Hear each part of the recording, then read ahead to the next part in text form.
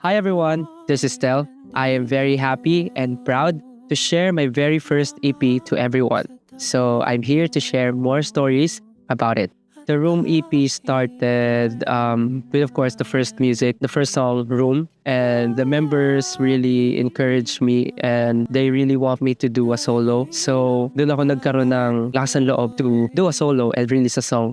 With Room EP, sobrang masasabi kong hands-on ako with the EP. Kasi I want it very cohesive din. Alam ko na iba't iba yung sound, iba't iba yung genre.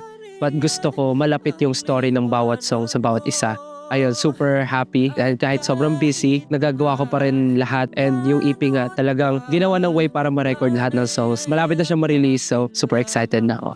Thank you so much for watching and please follow me on all socials and listen to the Room EP on your favorite streaming platforms. Thank you so much.